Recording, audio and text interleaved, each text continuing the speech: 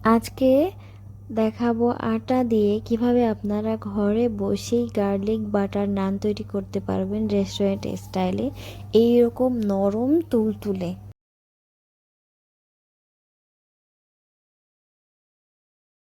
চলুন আর কথা না বাড়িয়ে ভিডিও শুরু করা যাক। প্রথমেই দিয়ে দিচ্ছি 4 কাপ আটা এবং পরিমাণ মতো লবণ। এরপর দিব চিনি 3 টেবিল চামচ। তারপর দিব ইস্ট হাফ টেবিল চামচ। এরপর দিব গুঁড়া দুধ 3 টেবিল চামচ। এবার শুকনো উপকরণগুলো একটু মিক্স করে নিব।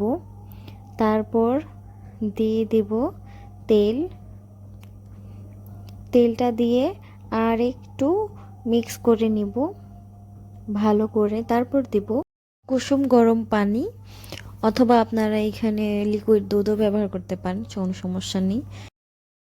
এরপর এরকম নরম একটা ডো তৈরি করে নিব এবং তেল মেখে আবার একটা কাচের প্লেট দিয়ে ঢেকে নিয়েছি। এই দেখুন কি সুন্দর ফুলে উঠেছে। আমি বাটিটা চেঞ্জ করেছি, ওইটার মধ্যে হচ্ছিল না। আর আমি একটা গরম জায়গায় রেখেছি যেন ডোটা তাড়াতাড়ি ফুলে ওঠে। এরপর রুটি বেলে নিব এবং দিয়ে দিব উপর দিয়ে কিছু রসুন কুচি এবং আরেকটু বেলে এটার রসুনটা সেট করে নেব। এরপর চুলা দিয়ে 1 মিনিট রেখে আবার উল্টি আর 1 মিনিট রেখে উপরে আমরা বাটার দিয়ে দিব। এরপর নামিয়ে নিলেই পরিবেশন করা যাবে দারুণ গরম গরম গার্লিক বাটার নান। আজকের মতো এই পর্যন্তই, দেখা হবে আবার নতুন কোনো ভিডিওতে। সে পর্যন্ত সবাই ভালো থাকবেন, সুস্থ থাকবেন। আল্লাহ হাফেজ।